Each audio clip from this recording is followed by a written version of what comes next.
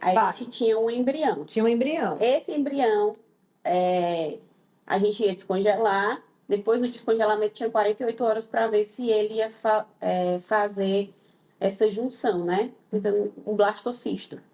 Se ele formasse um blastocisto, ele seria viável para transferir. Se ele não se tornasse um blastocisto, né, que fazia essa união mais completa, poderia implantar, mas não era certeza que ia dar certo.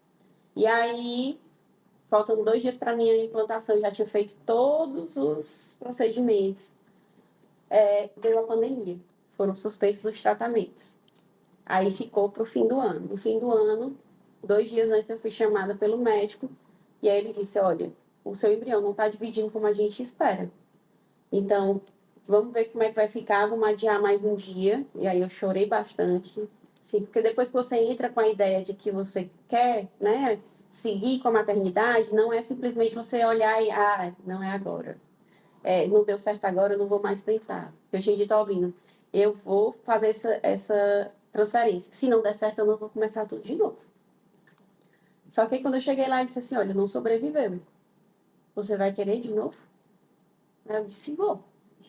Aí depois vamos esperar 2 ciclos. Depois desses 2 ciclos, a gente começa tudo de novo, porque eu quero ver como é que tá essa sua produção, né? Pela sua idade, tá. Aí eu fui para minha médica, para minha ginecologista, e fiz todos os meus exames e disse, ó, ele vai ver se eu ainda estou ovulando, se eu tenho uma baixa contagem e tudo mais. Ela disse, não, você tá ovulando.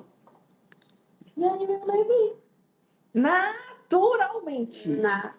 Literalmente. Uma outra coisa. Natural, não precisou de nada. Olha aí que E uma maravilha. ressalva é que, com a minha idade, né, que acho que a gente estava conversando sobre isso antes, que ainda existe muito essa questão de depois dos 35 anos, a chance de você ter um filho com alguma síndrome é grande. Né? Hoje em dia ainda é muito questionável isso, principalmente em relação à síndrome de Down.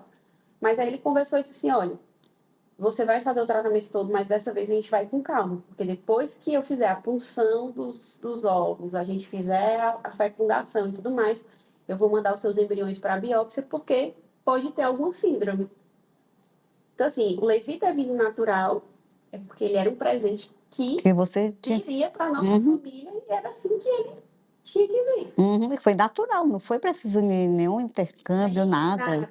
Nada. Aí a gente fez a transferência no calo, não deu nenhuma operação. Aí controlado o exame. Quando foi no 2º trimestre, a gente foi fazer o morfológico e não foi legal a relação com o médico que estava fazendo o morfológico. Quando terminou, eu perguntando se estava tudo bem, ele depois conversava. Ele já matou. Porque ali a pessoa já começa a se você pega na maca, meu Deus, o que é que ele quer dizer? Só mostrando problemas. Está vendo aqui o coração? Tem uma fenda enorme.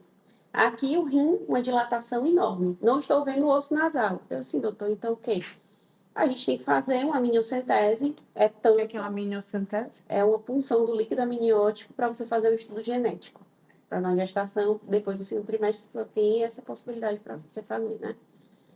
E é tanto, mas como você não é minha paciente, então... É tanto ao quadrado. Mais caro. Tanto ao quadrado. E aí meu marido diz assim, não, mas não tem problema, a gente faz, né, Maria? Eu disse, não, a gente não faz. A gente vai conversar primeiro com o doutor Edson, que era o meu obstetra. Aí eu saí de lá chorando, né? Porque você perde o chão.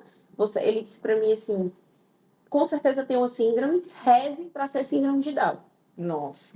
Porque pode ser qualquer outra coisa pior, reze para ser síndrome de Down. E aí a gente foi embora, eu falei com o meu médico, ele disse, vamos analisar os exames direito. Ele disse, Mari, não adianta a gente fazer outro morfológico, porque a gente vai... É um sofrimento. É melhor a gente fazer logo a amniocentese. E aí eu fiz a amniocentese com o doutor Erlânio, que para mim foi um profissional espetacular. Acho assim, na minha história de maternidade, eu tive bons profissionais e pessoas humanas que nos acompanharam. E aí eu fiz a amniocentese com o doutor Erlânio, fui fazer um ecocardio fetal, as fendas do coração já tinham fechado, então ele não tinha nenhuma cardiopatia, mas o rim continuava com essa dilatação. E aí saiu o resultado da amniocentese, o Levi tinha síndrome de Down, que era de uma classificação de trissomia livre, que acontece na concepção. Não tem nenhuma carga genética vinda de mim, nem do Albino. É uma outra. Foi naquele momento. E aqui é 95% dos casos, né? Que é a trissomia livre. E aí, chega o Levi, muito... Levi nasce em quantas semanas? Normal? 37 semanas e 5. Normal. Normal. Um pimentinha. Um pimentinha, parte 2, né? Porque a pimentinha... Pessoa, né? Esse de leite. Exatamente. Tem a pimentão e o pimentinha. Aí o Levi teve algumas questões, assim, teve uma icterícia que teve rebote, né? Foi mais complicado. Eu chorava muito com isso, porque o que é que você sente quando você tem o diagnóstico? Você tem o medo do que o seu filho vai enfrentar. Na minha Não é o que cabeça, você vai enfrentar, né? não era porque ele tinha uma deficiência. Primeiro, a minha preocupação era o coração. Fazer uma cirurgia tão novo, porque se ele tivesse uma cardiopatia, provavelmente era cirurgia. Não, mas só me de um ano. explica uma coisa, por exemplo, entendo, eu sou mãe de autista e mãe nova de autista, no sentido de que eu acabei de receber o diagnóstico em fevereiro, né? O Down, você já, Você já sabe? na barriga, você já vai se acostumando com a ideia. Já recebe Algumas ali. vezes. Algumas vezes já sabe. Né? Eu digo assim, eu estou há menos tempo, você já está há mais tempo. Mas eu sempre escutei, eu digo como leiga, Sim. né? Sempre escutei a história de que existe alguma coisa relacionada ao coração com a síndrome de Down. Como se houvesse sempre uma cirurgia no meio dessa história. Explica, você sabe? É porque 50% dos casos das pessoas que têm a síndrome de Down, né, que tem essa condição genética, podem ter uma cardiopatia. Aí são 3 tipos, né? Que é a comunicação interatrial, a interventricular e a tetralogia de Fallot, que seria todo mundo junto. Mas, e na maioria das vezes... Alguma delas? Não. Glória a Deus. Ele teve uma limitação no rim, que não formou completamente a uretra, e ele tinha um refluxo, né? E esse refluxo fazia com que ele tivesse infecção urinária de repetição. Então, a gente passou 6 meses fazendo uma profilaxia, né? Um tratamento preventivo com antibióticos, para que ele não voltasse a ter nenhuma infecção urinária.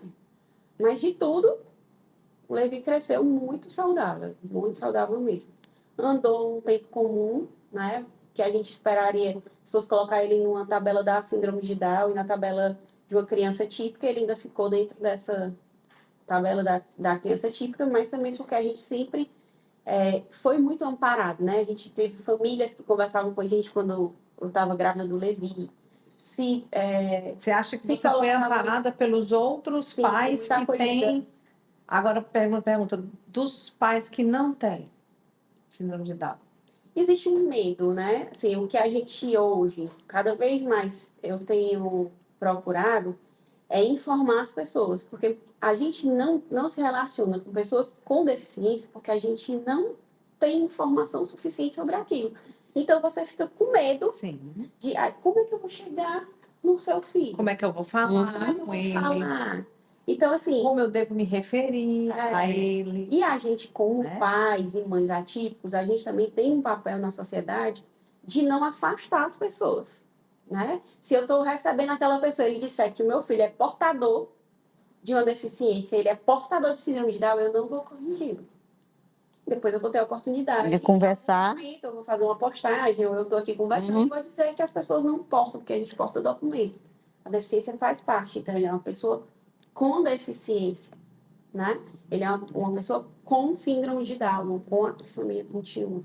Senão, portador, é muito grosseiro também. Mas muitas vezes a gente... A falta de informação, falta de informação também. Então, muitos pais, assim, na minha época era Letícia, né? Então, os pais, os amiguinhos da Letícia acolheram muito bem o Levi, mas as famílias atípicas são aquelas que estão mais presentes. O que eu percebo é que a gente se abriu bem, né, para as pessoas e a gente expõe o Levi para o mundo. Então, a partir disso... Porque se você excluir, é pior. Você que está excluindo ele, você tem que apresentar E a ele. partir do momento que a gente expõe o Levi para o mundo, ele tem amiguinhos típicos, atípicos e a coisa flui. Gostou do conteúdo do podcast? Pois aproveita, segue as redes sociais do nosso patrocinador, 3to Run, a marca do corredor. Com ela que você vai ousar correr com estilo. Segue lá, @3to Run, tanto no Instagram, Facebook ou TikTok. Se a tua marca combina com superação, esse é o teu local. Seja um patrocinador também do nosso podcast. E a gente vai ter muita história de determinação para contar aqui.